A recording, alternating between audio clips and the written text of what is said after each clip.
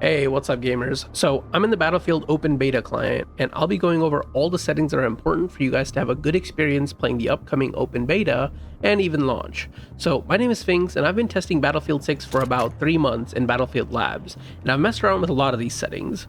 There are some important ones that let you level up your gameplay and some that are just personal preference but improve your experience playing the game.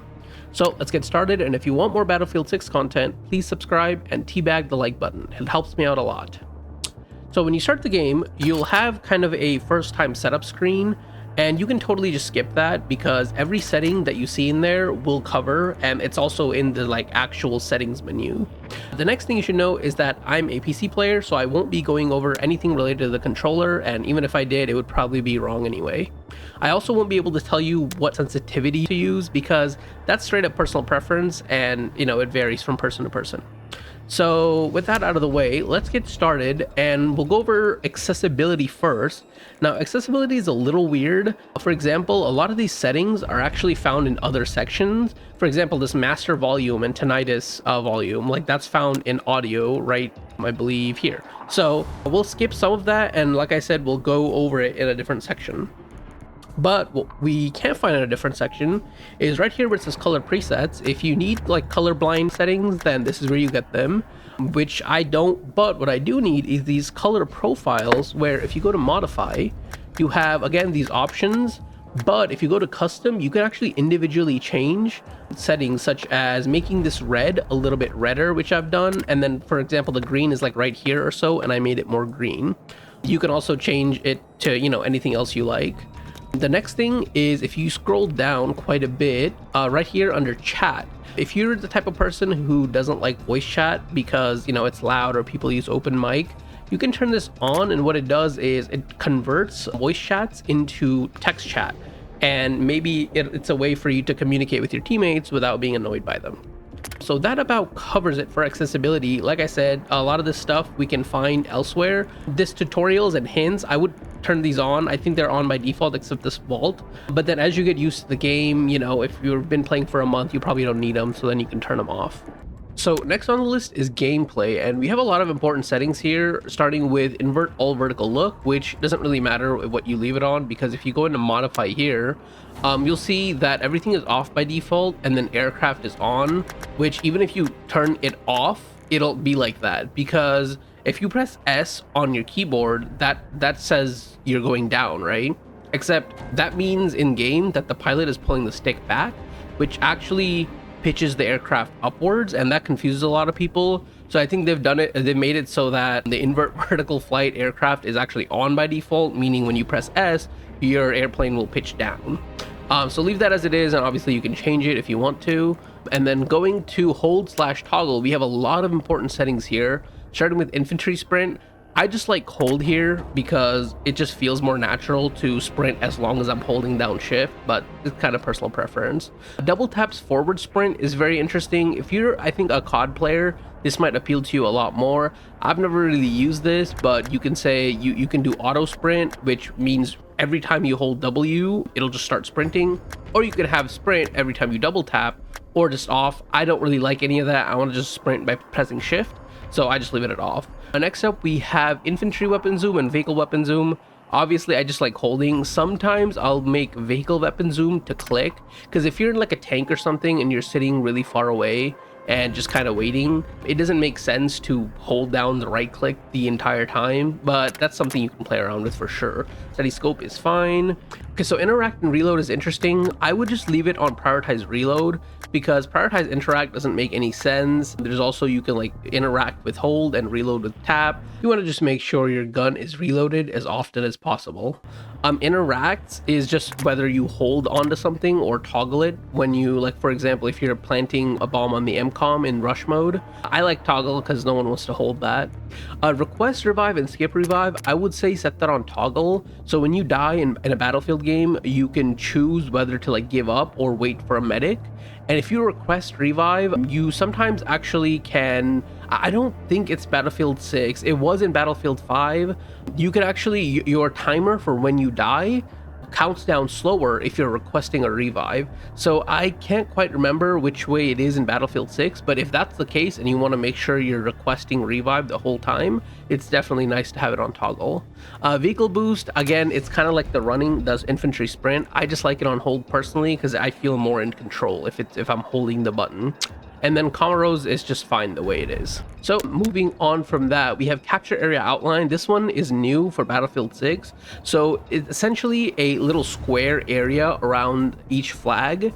That's almost like 3D. It sounds like crazy, but it really looks kind of immersive and not too out of place, I would say. But essentially, yeah, it's a colored border around each capture point that shows you what your capture progress is, and it's really nice to have, but they give you an option to turn it off if you want. But unless it really bothers you, I wouldn't bother turning it off. Aim sensitivity, as I mentioned earlier, is completely personal. I actually play at around an 11 or something, but I'll mess with that later when the beta actually goes live. Double tap forward sprint is another interesting one. So again, that's kind of what we already modified in here. So I don't know why it's here also, but I think, oops, 1 second, let me go to gameplay. Yeah, so I think it just matches, but it's in, like I said, a lot of the settings are in multiple areas. So that should be good. This one is kind of interesting. So crouch toggle sprint essentially makes it so that when you are crouching and you start sprinting, it's gonna say, are you staying in the crouch or are you gonna like stand up and start sprinting?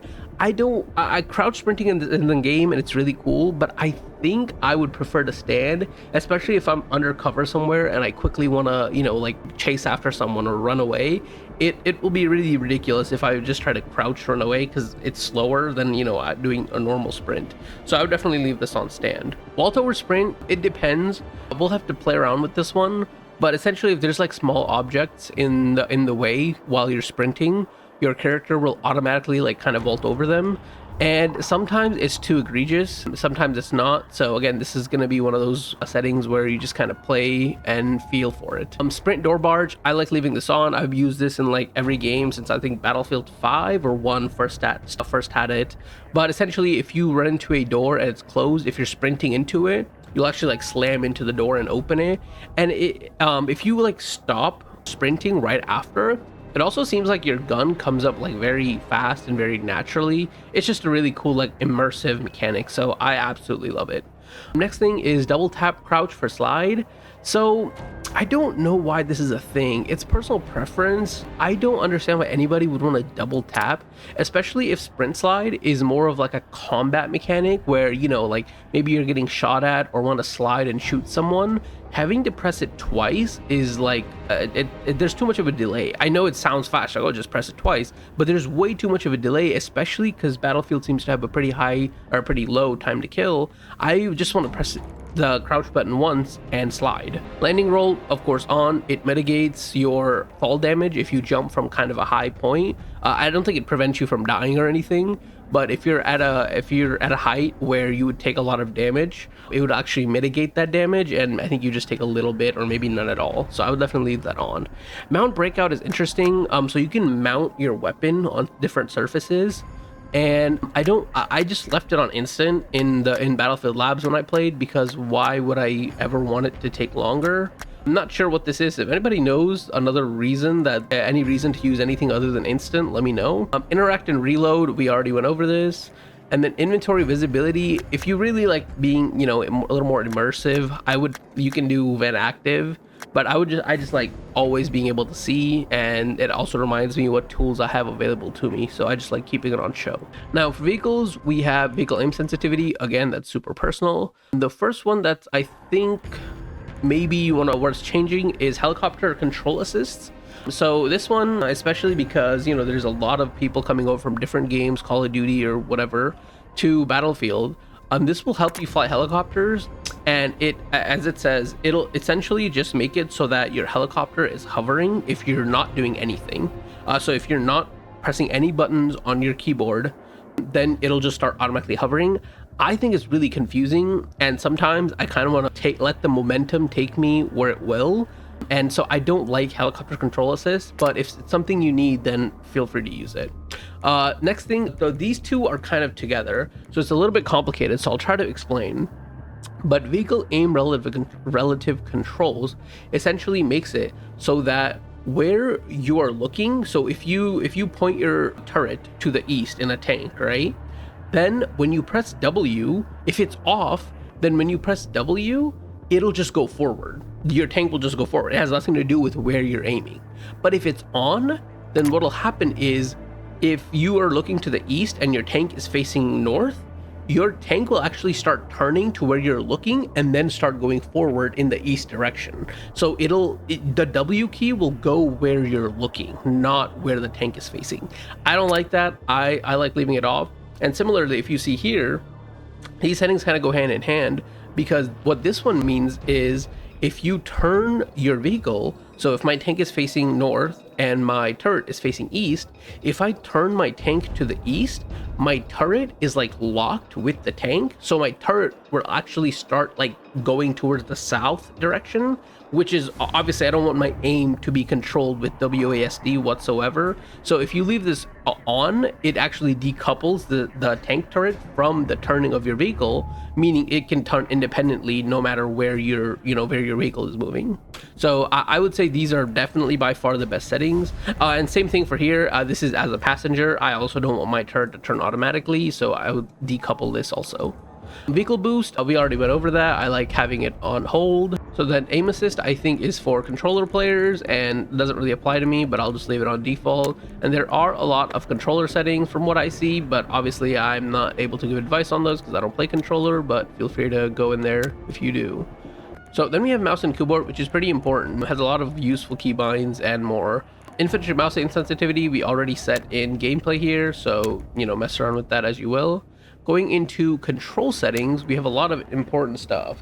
So uniform soldier or infantry aiming, I think it was called soldier aiming in some previous battlefields. Essentially what it does is if it'll try to keep your sensitivity equal whether you're using a red dot sight, a 4x, an 8x, or whatever scope you have.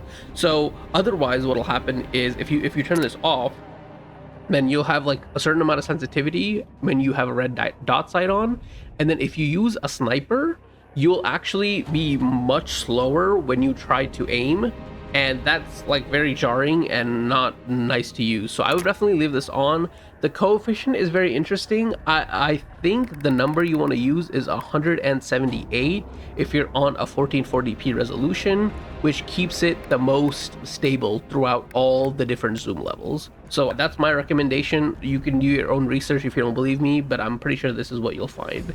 Infantry mouse aim sensitivity we already went over. The look, no, definitely not. Field of view, so this one's very important. So if you do a low field of view, what will happen, two things will happen. One, enemy soldiers will be like a little bit bigger on your screen, which is great, right? That means they're easier to shoot, and I'll also mean your screen is kind of narrow, which are your air field of view, I guess, as it says, which means you can't see your peripherals as much. Now, the opposite, if you max it out, you'll be able to see to your left and right like a lot more. But what'll happen is your infantry, or the enemy infantry, will be very like skinny and hard to aim at. So there's positives and negatives. This also makes it so that when you move, you feel a lot faster, which is just like maybe like a mental thing. If you like the high energy, like, oh, I'm sprinting around, zooming everywhere, then the high field of view definitely comes in handy. I personally go somewhere in the middle, usually like 99. That's the number I've used, but I mess with it a lot. Also, this does like kind of mess with your aim, so try not to change it too much because it kind of destroys muscle memory. Next up, we already covered infantry sprint. We already covered double tap forward sprint.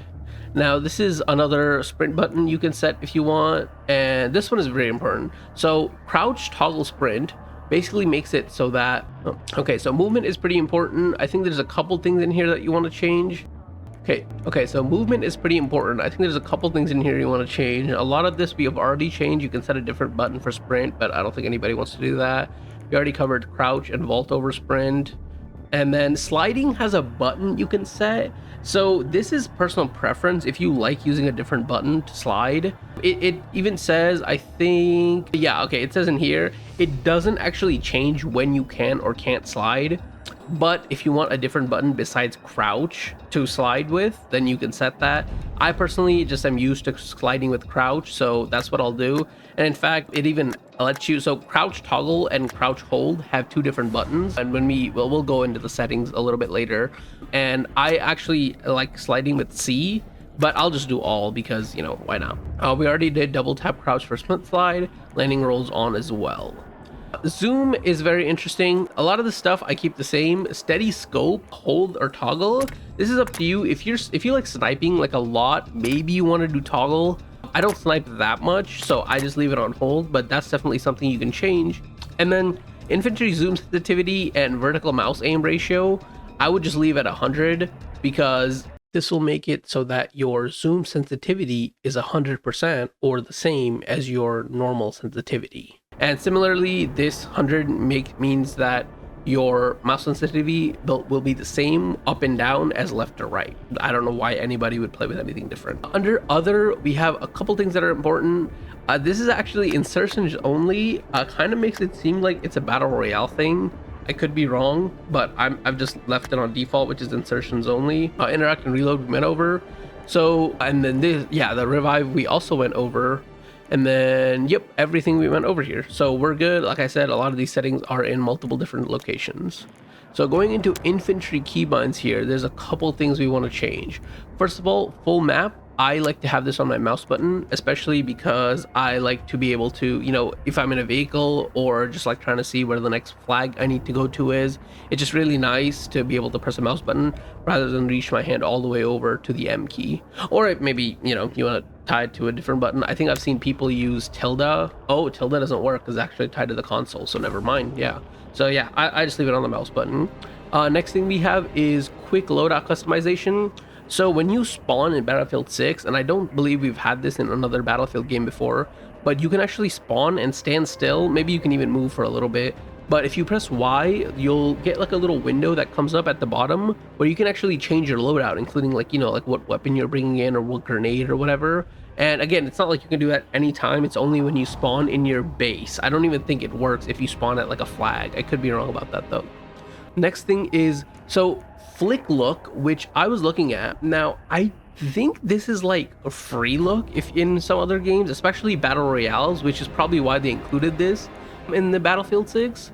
But I think what it means is if you're running like forward, let's say, you can flick look to the left, which means you'll keep running forward, but like, you know, look around at your surroundings to see what's going on around you. I have not tested this yet. I don't actually think this setting was in Battlefield Labs because I messed with the settings a good amount in there and I never saw this unless I just somehow missed it. So yeah, that's definitely something very interesting to consider. The next thing is a crouch toggle and hold. So this is where you can change whether it says by default you have C and control. I actually use both, so this is perfect for me. So the next thing is, I believe down here, yes, toggle laser and or flashlight. So this one's pretty interesting. It also has toggle laser and flashlight if not zoomed, toggle laser and or flashlight if zoomed. So this means that if you ADS, your flashlight will automatically turn on or off depending on how you have it set here, which is super cool if you like some tactical play. Personally, I just want to press T to be able to turn it on or off, but if you guys want those other options, they are there for you. And then I think the final setting we have here that I changed is all the way down here, deploy bipod and mount. So normally I use B for bipod. It kind of makes sense in my brain. But if you guys do want to like keep it on F, maybe try it out. It seems like the mount will be very useful in this game. I've seen some clips of like streamers mounting their weapons and they get considerably less recoil. So if that's going to be super useful, then maybe F is like an easier, more convenient key to use for that. So going out of that, we have vehicle sensitivity, again, personal preference. But if you go into control settings here, we have a couple of interesting things, starting with helicopter control assist, which we already talked about. Third person aircraft camera roll is pretty interesting. When you use third person, I think this is most useful in helicopters. When you use third person, your mouse can either start rolling your helicopter or it can just, you know, turn or pan your helicopter left and right. So this is very much personal preference. I like leaving it on roll, but that a lot of people don't like that. It confuses their brain. So, you know, up to you. For uniform weapon aim, vehicle aiming is very interesting. So we talked about earlier how with soldier magnification, it matters a lot that we leave it on. That way all our zooms feel about the same. For vehicles, I actually am considering leaving it off, because if you're at a long range and you're taking like shots with a tank every so often, I actually want my zoom to be slower. I don't want to move my mouse a little bit and have my tank spin a lot. So I think leaving it off, and that's what it is by default. So I think that I might try that out at off for now, and then we'll see if it needs to be changed. Similarly, we already talked about this. We want to, oh, this one is weird. Okay, so again, we want to decouple this and then leave this off. I don't know why it's off by default. That seems wrong. But yeah, definitely turn this on and leave vehicle aim relative controls off. Next up, vehicle mouse sensitivity. That's gonna be up to you. I'll mess with the sensitivities later. There's no point in me changing it now. So vehicle third person field of view is pretty interesting, because what you want to do, in my opinion, is max this out, especially for those pesky C4s. When people land around you and, you know, they want to blow up your tank, you'll be able to see them much easier if your vehicle field of view is maxed out. Now, again, it's kind of the same thing where when you try to shoot at an enemy tank, the tank will appear like slightly, it's not going to be like skinny, but it's like, you know, like just barely skinnier. So there is a chance that you have a harder time aiming, and maybe if you're the type to miss a lot, maybe don't have it on max, but I personally love it on max. Tank aim sensitivity, gunner aim sensitivity, I'll leave that on 100. And that's just gonna, you know, make it so that your sensitivity is the same between different zoom levels. And transport vehicle free look sensitivity, again, same thing. So then we have movement, vehicle boost. We talked about how I like leaving that on hold. Vehicle weapon zoom is kind of personal preference. I sometimes, if I'm far away, I don't want to hold right click, so I'll leave it on toggle, but I'll leave it on hold for now, but toggle seems perfectly fine too. And then all the way at the bottom, we have vehicle mouse ratio, which I'm not sure why this is not 100 by default. There's a chance I'm missing something, but I'm pretty sure I want to leave it at 100, because it says at 100% the crosshair moves the same distance when aiming vertically as horizontally. So I kind of get it. Basically, you want your tank, for example, to move left and right pretty quickly, but you're not looking up that often. So if you're you know, aiming up is a little bit less sensitive, then that'll mean that you're less likely to mess up your aim by, like, you know, moving your mouse slightly up and then shooting over a tank. But I still think that, like, I would just rather have it be 100. I don't want to mess with it. So yeah, 100 for sure. I think that about covers it for the vehicle weapons. I want to just make sure there's nothing else. No, I think that's perfect. Yes. Going back out, we have ground vehicles. So these are all keybinds. Now, I looked through all of these already, and there is nothing I can see that I really want to change. There's some funny ones. For example, if you go into transport, you'll actually see left click is, where is it? Did I miss it somewhere? Sorry, one second. There we go. Left click is horn, which is kind of funny because what else are you going to do in a transport vehicle? But yeah, like I said, there are, I don't fly that much, but I know a lot of aircraft players use, I believe it is pitch up on spacebar. So that's, you know, that kind of stuff is up to you. If you have an experience playing aircraft, then you probably already know about it. If you don't, I'll try to leave a link in the comments down below for another, maybe a, you know, someone that flies aircraft that has keybinds for them. I think next up we want to go into UI keybinds down here, and there's this one thing I want to change in here, and that is push to talk binding.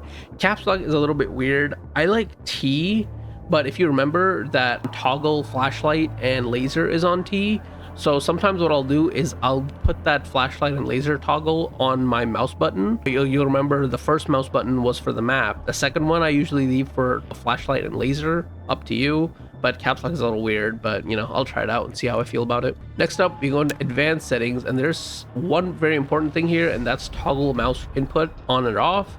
I would just leave this on. Sometimes on a lot of people's computers, there's, you know, some software or even like default Microsoft software that will like have like mouse acceleration or some weird mouse settings, and this basically eliminates all of them and makes sure that you're only getting, you know, just your whatever you're inputting when you move your mouse around. The other thing is this flick look, and This is very interesting. So I would leave this on always. And again, I haven't really messed with it too much because I don't think it was in Battlefield Labs. But in some other games I've played, like Squad, for example, where you can, run in one direction and then look left, right, or even behind you while you're running forward to like check your surroundings. I think that's what this is for. And usually what I do is I max out the flick look speed so I can quickly just look around me and then look back, because there's like an animation attached to it. Otherwise it'll just look jarring because your camera will suddenly look to the left. So yeah, definitely, like, if you're gonna use that, then I'll definitely try it out. Make sure your look speed is increased all the way to the max. All right, and then after that we have graphics, which there's a lot of, I guess, so this one is kind of dependent on your system, how well you can run the game, stuff like that. But there are a couple things that basically everyone should turn off. You can ignore performance preset and graphics quality. If you know you'll have trouble running the game, you can definitely just set it on performance and then this to, low. That's up to you, but I just leave it on balance and auto. You go into graphics and you go into customs. What you can do here is, and I'll do this too right now, but you can go through all these settings and you'll see your GPU video memory on the right here, and then how much CPU, GPU, and VRAM it uses. So VRAM is only a concern if you're approaching max here. And as you can see, I'm not even close. I have 12 gigs of VRAM. So what I'll do is, if there's something that says like low VRAM high, I will bump that up, right? And also it depends on if you have a good CPU or GPU. Then if you have a really good CPU, but kind of an older GPU, you can afford to bump up settings that say high CPU, low GPU, although there aren't too many of those. And then maybe, vice versa. If you have not a great CPU, but a great GPU, you can make it so that the settings you turn high. For example, this one has high GPU usage but low CPU usage. So what you can do is, if you have a great GPU, you turn this to high, right? My GPU is actually a little bit older than my CPU, so I'm gonna leave this on low. But again, this is stuff that once you get in game, you can check your FPS, and I'll show you how to be able to see your FPS a little bit later. So I'll just go into this. This is, high everything. I'm gonna leave that on low. I'm going down, high VRAM low. I'm not gonna mess with that either. Under those quality, even though it's not too taxing, I just think like this actually sometimes messes with your gameplay, like in terms of like people hiding in grass and bushes and stuff like that. So I like leaving it on low, although who knows how it will be in this game. Effects quality is probably one of the most taxing things you can have. It's, it has to do with like explosions and things like that. So I would leave this on low. Volumetric quality, again, this is one of those things where if you have a really good GPU but a kind of an older CPU, feel free to turn this up. I'm gonna leave it on low. Lighting quality, as you can see, just uses low, high, and have a lot of VRAM space left still, so I'm definitely gonna be bumping this up. A lot of this stuff seems like it has only two, like, see, this says low, high, ultra, and then this is just low or high. There's no ultra, so it's a little weird, but I mean, it is what it is. This one, high, medium, that seems like it uses a lot of resources, so I'm gonna leave that on low. This one, sun shadow quality, this is another one of those things. Actually, like all three of these are one of those things where it might mess with your visibility, especially indoors. If you turn the shadows up too much, for example, then people can hide in corners and it might be hard to see them. So it's, again, super personal preference. I like leaving it on low, and then if I need to change it, I will. Shadow filtering, again, same thing. I'm just going to leave it on PCF. It seems like there's only two, and it says PCSS is softer, but compunctionally expensive. So, computationally, sorry, not compunctionally expensive. So definitely just going to leave that on PCF. Reflection quality, you can see, is not very taxing at all, and I do like my water looking nice, so I'll bump this up. Why not? Screen space reflections. This is not like reflections, but not in water, more so like stuff like glass or things like that. I'll definitely probably I'll go low instead of off. Might as well make the game look pretty. Post-process quality. Now, as far as I know, post-process quality usually has very high demand on your CPU and GPU, but for some reason it says low, medium, low. And I mean, I kind of believe it, so we'll go with high here. Again, this all has to do with your FPS. Once you get in game, what you're going to do is, some of these settings require a restart, some of them don't. What you're going to do is turn everything low, see what kind of FPS you get, And then if you're getting like more than enough FPS, you can go in and, like I said, start turning certain things up based on your PC. Obviously, I can't give like generic tips for that. I think as we do play the game for longer and we know, for example, like, oh, bushes are a problem. People hide in bushes all the time. You want to make sure undergrowth quality is on low. Or like, hey, people hide in dark areas all the time. You want to make sure, you know, shadows are either maybe you have to make them high or maybe low. So that kind of stuff we'll know as we play the game. Next up, we have screen space AONGI. So this one again is one of those things that's computationally expensive if you turn it up too high. So we're just gonna leave it on GTAO low. You can also turn it off, but I don't think that's a good idea. And then high fidelity objects amount essentially makes it so that if there's too many things going on your screen, then the quality of those things will actually automatically get turned down. And the higher you turn this up, it'll stay at a very high quality. And it says CPU high, and although I think my CPU should be able to handle it, so I'll leave it on medium, but I would definitely turn this on low, especially because it's not too, you know, it's not too noticeable most of the time. So with that out of the way, there's a, oh yeah, see, as it says, restart required. And so some of those settings require them, which means you can't really test them out in game. What's really nice is there's actually I can't access it right now, but there is a firing range. So it's kind of hit or miss whether the firing range will give you accurate frames per second of what you would get in a game. But that is an option, so you don't actually have to, you know, like match up and start a game and then AFK in the middle of a game. So that's going to be really nice for you to be able to adjust your settings. So next, I do like to turn my brightness up a little, again, for those shadow reasons that I mentioned earlier. Same thing with sharpness. I like to turn that up just slightly. And then let's go into advanced, where we have a lot of important stuff. So first of all, frame rate limiter. That's going to be personal preference, kind of. I would say I like putting it at my refresh rate of my monitor, which is 180. You don't have to do this. You can leave it at off and see how many frames you can get, especially if you have a super beefy computer. Fixed resolution scale. It essentially means that if your game is running super poorly, you can turn this down, or if you want it to look even better, you can turn it up. I don't think anybody does that. Leaving it at 100 is perfectly normal. Dynamic resolution scaling. So this one is really important. So what you can do is, if you're struggling, then turn this minimum resolution scale to, I would say even like 70 might be fine. And then frame rate target will be, you know, whatever your refresh rate is, or just high, maybe like what's playable for you, right? Which might be like 60 for some people. So what this does actually is it lowers the resolution of your game artificially in order to let you hit your frame rate target. It will make your game look extremely crappy if, you know, if your minimum resolution scale is set too low. So definitely mess with it a little bit if you need it. It really depends on how well the game is optimized and how well it runs and what your rig is. You know, maybe you do need it. AMD anti-lag, you might have the NVIDIA version of this, which is, I think it's called Reflex. I could be wrong, but obviously enable it. It makes it so that your responsiveness is better.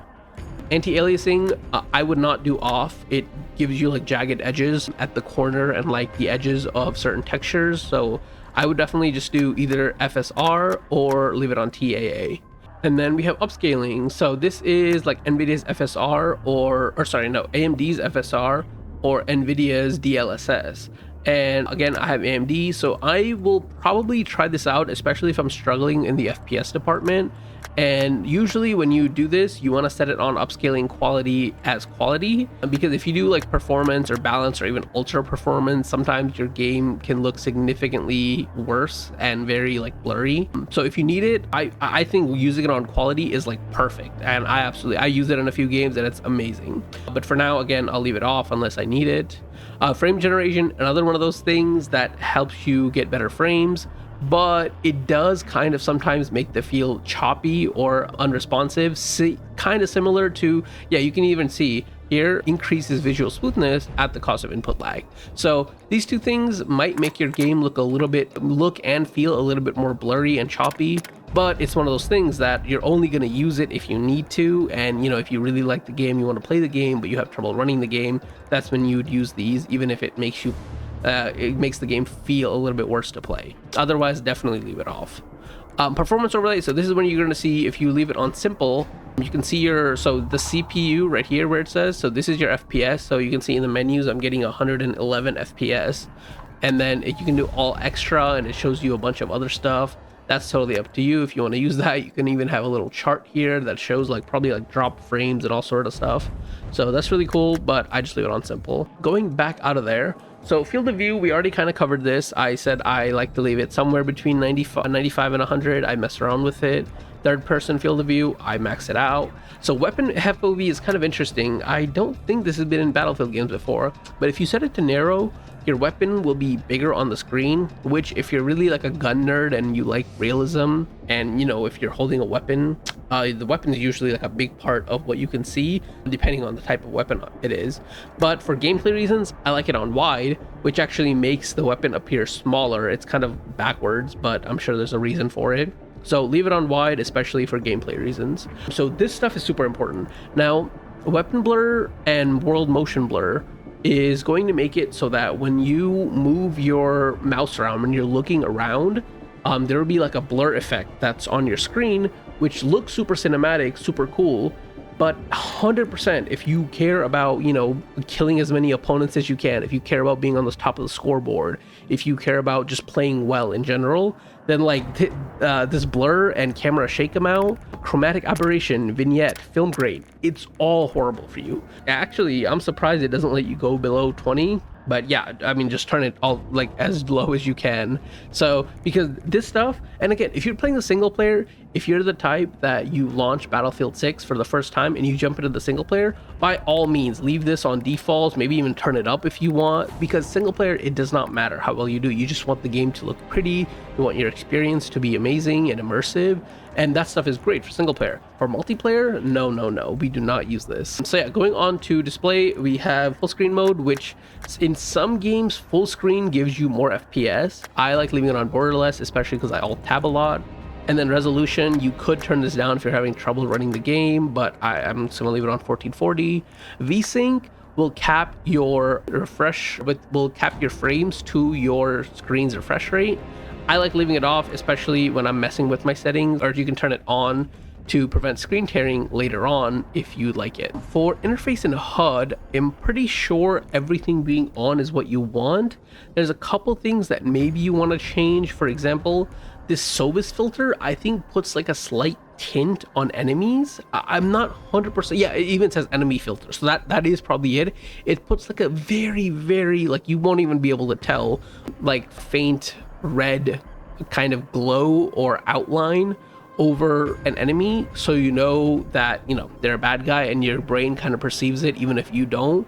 So and some people don't need it, but I think it's good for gameplay, so I'm going to leave it on for sure. But there's a lot of overlays and stuff that you can mess with if you really, you know, want to change something. And actually going into advanced HUD settings here, if we go into modify, we have a couple things we want to change. So HUD padding will make it so that the left side of your minimap and the right side of your, or the left side I think is the minimap, I might be forgetting, and the right side is like, you know, your abilities, grenades, ammo, etc., will be closer to the center of the screen the more this is turned up. So I do like leaving this on like 15 or so. Again, this is one of those things you mess with for sure, because you, depending on how far or close your monitor is from your eyes, it might be hard for you to see the corner of your screens. So that's when this HUD padding comes into play. Next up, this one, I remember messing with this one on Battlefield Labs. And so if you do all, this will show you, like, you know, everyone that's getting killed in the whole map.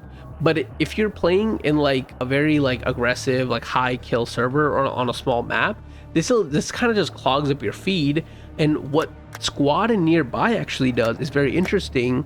It'll tell you if somebody dies nearby, and it's a pretty big area. It's not like super nearby. So, but that'll tell you that, oh, hey, like somebody on my team just died. And you know, it's not like someone on the other side of the map because you don't have it on all. You know, it's someone either part of your squad or nearby that got a kill or that maybe died. So that gives you info. So maybe squad and nearby is the way to go, but sometimes like I like all, because I like to see who's doing what and with what weapon, stuff like that. So definitely personal preference.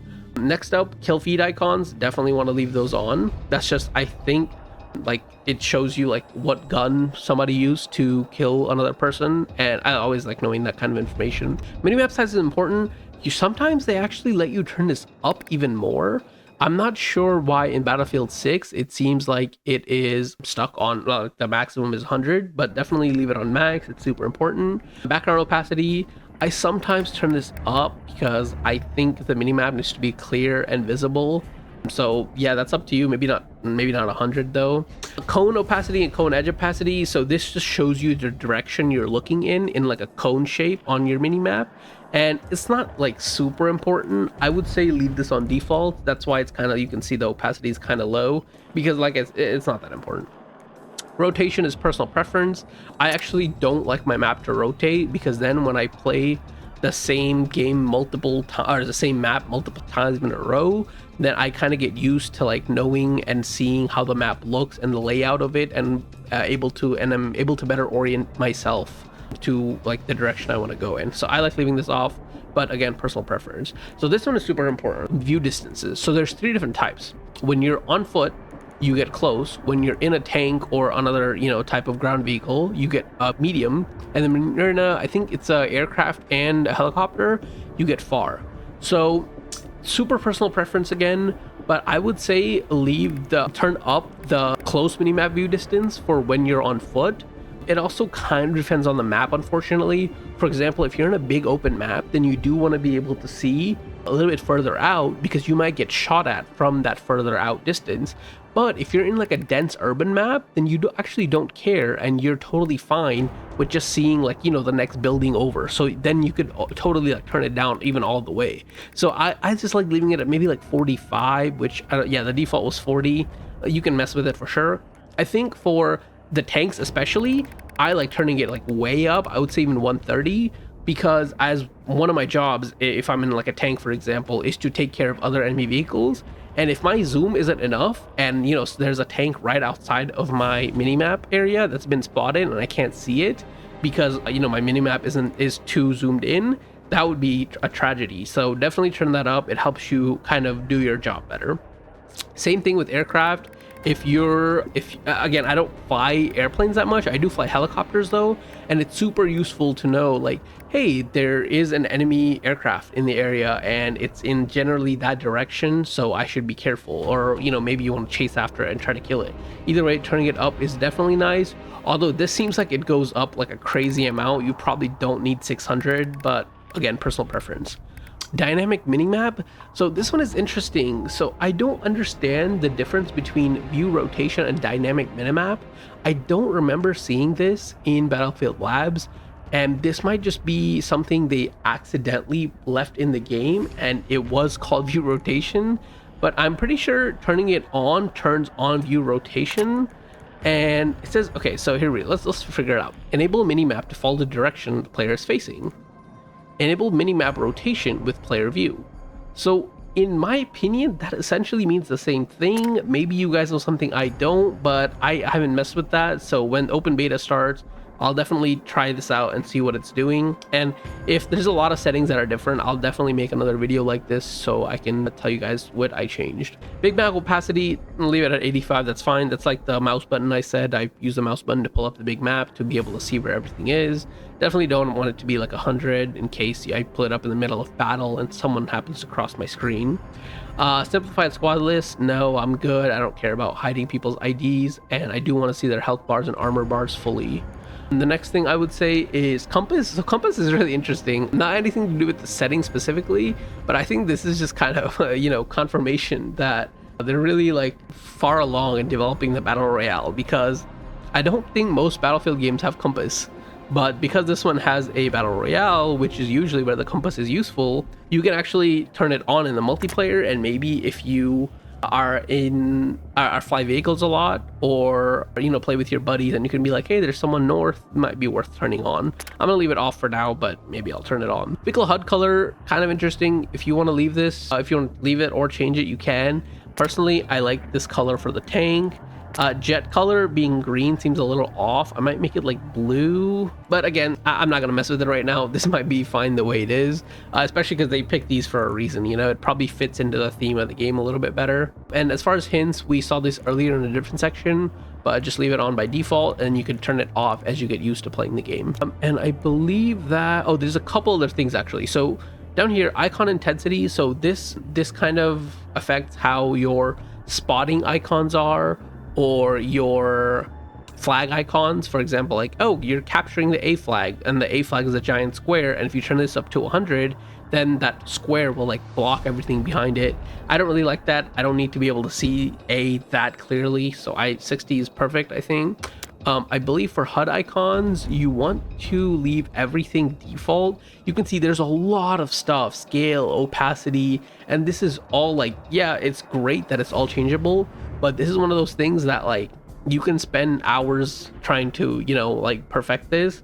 But what's better than anything is to just play, and if you notice something bothering you, for example, you see like, oh, everyone's pinging and there's too much red stuff on my screen and it's too bright and too annoying, like turn these pings down, you know? So that's totally optional, and I don't mess with any of it unless, like I said, I notice something that's bothering me. Something that I do change though is crosshair and indicators, which is pretty interesting. So opacity, I don't know what it is. I think it is 100 by default. Yes, definitely leave it on 100, because the most important thing is being able to see your crosshair. Intensity is pretty interesting. I think what it does is it sometimes your crosshairs kind of move and go like less and more brighter or darker depending on what kind of environment you're in. So for example, if you're like looking at the sun, it'll get brighter, right? If you're like looking straight up into the sky, because the sky is usually very bright, and your crosshair will be hard to see if you're looking at something that's super bright. So it'll turn up the darkness, I guess, of the crosshair. And I think this is a good idea. I want to make it 100 because, again, like I said, being able to see my crosshair is the most important thing. But maybe like leave it at 60 and just like kind of see how it is for you. Crosshair color, this is definitely a weird color. I could be wrong, but I generally like something. For example, yellow, I believe, is like the most noticeable color to the human eye or something. So I leave it on yellow, that way I never like lose my crosshair. There's a couple other things we change here. Thickness, I think default is fine. Thin makes it too hard to see, and thick covers too much of my screen, so definitely default. This one is super important. Infantry crosshair projection basically means that when you are in motion, like maybe you're, you know, jumping or vaulting or whatever, the crosshair will move. It'll actually give some people motion sickness too.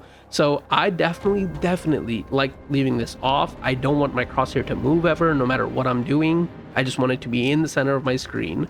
So I definitely leave this off. Hit indicator is pretty cool. If you guys want to change like how this looks, you definitely can. You can even, you know, if you're super hardcore, you can turn it all the way to 0, because you're in real life, you can't see hit indicators. So that's pretty cool. And then I definitely like want to change hit colors too. Like maybe I want to make those also yellow. I'm not sure about that. Maybe like a pink. Oops, did I change it? No, I didn't. But yeah, like, or maybe like change the kill color to like brighter red. That way I know when I kill someone. But again, personal preference, definitely just do whatever you like. The other thing, this armor stuff, I believe is a part of Battle Royale 2, including the armor broken hit indicator. I don't think I played a good amount of Battlefield Labs and I never saw armor specifically, so should be interesting. Damage number indicator. So this has there's little text in the game when you shoot someone. So to the left of when you're shooting them, it'll say like 60 or 40 or whatever, however much damage your weapon is doing.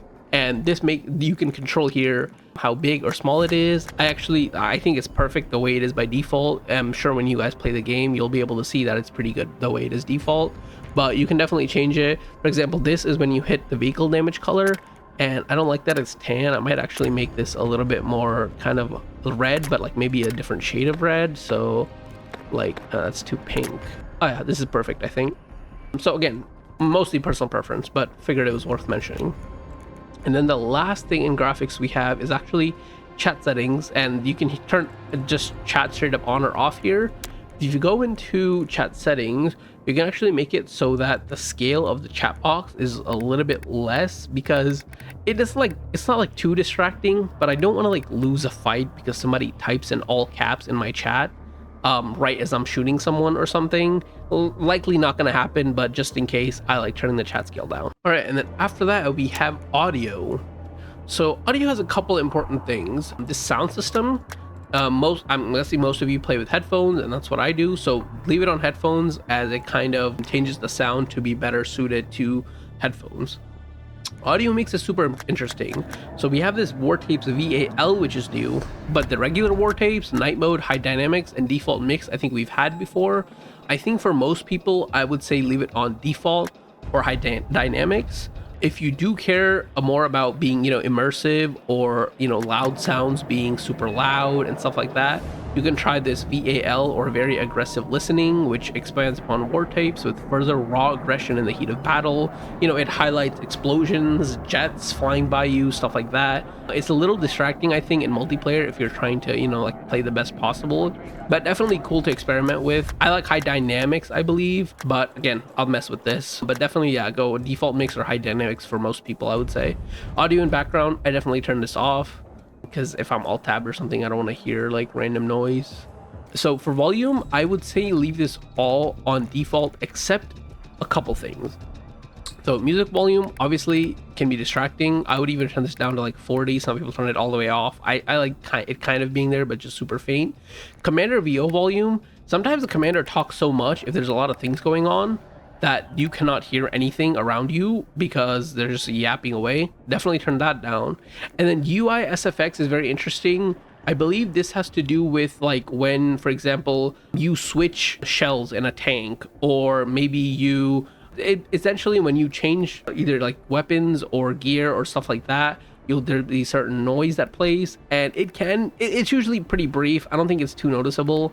So I think it's okay to leave it at 100, but if you want to turn it down, it's not, it's not sound effects. That's the most important thing. Sound effects means like gunfire, footsteps, like voice lines, like all of that is, I think, under sound effect. So you want to make sure that's at 100, and obviously master volume at 100. Hit indicator, obviously I like leaving that on. Voice chat is pretty interesting. So assuming you're going to play with it, it says voice chat position. And but just by the way, before we get into this, people did think that there was proximity chat, which, I mean, yes, there is, but it's not everything in your proximity. It's only your team. You can't talk to the enemy. And assuming you're going to leave it on, there's a couple different options you have. So you can have flat, directional, or in world, and it depends on what kind of player you are, I guess. If you just want to hear the audio and nothing else, nothing more, you want to make sure that it's on flat, which just means you'll get all the information on with what people are saying directly. If you want it to be like super immersive, you want to do in world, which will actually make it so that, if they're far away from you, they'll be like quiet and maybe even muffled if they're, indoors and you're outdoors, stuff like that. And then the option I like is actually probably going to be directional, which, as you can tell, it'll have directional volume, meaning if someone's to your right and they're speaking, then your volume will tell you that, oh, they're on your right, because you'll have more volume coming out of your right side and then your left side, which obviously your brain then knows that, oh, this person is talking from my right. And if they're saying like, oh, there's some guy here or whatever, you don't have to like look for where your teammate is and then be like, oh, this guy is talking and he's over there. You'll just kind of instinctively know like, oh, somebody on my right needs help. So I think I'm gonna like directional in this game, and that's what I use in Battlefield Labs. So I would definitely try that out. Next up, I would say voice chat ducking is super bad. Turn this off. What it does is when somebody's talking, it makes your game a little bit quieter. I don't like this because I don't want my game to ever be quiet, even if someone is talking. Like if somebody's talking and there's footsteps like close to me and I don't hear them because of that, that would be horrible. So definitely turn that to 0. Microphone mode, guys, it's 2025. We don't use open mic. Please do not use open mic. I definitely leave this on push to talk. Keybind, we already talked about that. I might switch this to T and then move my flashlight and laser to my mouse button. I'm not 100% sure on that, but maybe. And then VoIP stats seems interesting. Wait, when I looked earlier, there was a description for this. I think they did an update and took it away. Interesting. So enable VoIP stats was basically saying that it collects data to be able to better give you like problem solving or troubleshooting information if something is wrong with your voice chats. That's kind of interesting that they took that description away, but that's what it was doing. I just left it off. So stereo balance, I don't mess with that. So if you remember in accessibility, we had the tinnitus stuff, and I would definitely turn this down a bit, especially because it's like, yeah, it's cool and it's immersive, but I don't care about high-pitched sounds in my ear that much. Definitely turn the pitch down too, or maybe like it's fine leaving it high volume, but just don't turn the pitch down a lot. So you can definitely mess around with it, but I'm gonna turn it down at least a little bit and see how it feels. After that, we have a couple other things. I do like subtitles. Now, it depends on game to game, but sometimes in games, they're designed so that you can only hear very important subtitles. I'm not exactly sure how it is in Battlefield, but for example, if the commander talks and says like A is being taken, right? Sometimes you'll be in like the heat of the moment and not notice what the commander said, but if you see that text pop up and say and see the commander say like, hey, A is under attack, and you're near A, you'll be like, oh shit, I'm right next to A and it's being taken. So it's a nice little reminder. I definitely leave it on small, don't turn it large or anything, and definitely don't have like a background to it. And you can even turn off individual types. So if, for example, squad subtitles, I don't think I need them much, or maybe I do, but I definitely don't need friendly subtitles. So you can mess with this, and I don't really care about speaker name. I don't care who's saying the stuff. So this I'm gonna turn off for sure, but the other stuff you can mess with a little bit. And then I think we're about done with the audio settings. The last thing is radio music. So radio is essentially like music that plays in vehicles and in the world. I would say turn the in-world down a little bit, but this driver and passenger radio volume, I think it only applies to like transport vehicles, like the transport buggy, or like maybe a transport helicopter or something. And like you're just driving around, you're not really doing too many important things. So like, yeah, why not leave it at 100? Like maybe feel more immersed or something. So, but the in-world radio volume, I would definitely turn down a bit. All right, so we're pretty much at the end of this. We have system, where we have just a couple things. If you go to minimap, you can, I think, change all the stuff that you already changed. I think it was in the graphics, but it's also here if you didn't. And then we also have scoreboard ping, which I like leaving on, because I just like to be able to see people's ping. If someone dies to me, or I die to them, and I'm like, that didn't feel right, they shot me through a wall or something, I like to be able to press tab and be like, oh yeah, it's because they have 150 ping.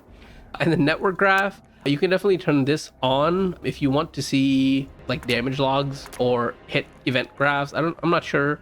Oh, event graphs shows you like how many bullets you fired and how many the network counted as being hit versus misses or whatever. So really cool that they have that. I don't know if that's because it's a beta or what. I don't think we've seen this in other Battlefield games, but I could be wrong. But obviously it's just, stuff on your screen. So unless you need it, definitely turn it off. And I believe that about covers it for all the settings. Nothing is in extras except the legal information.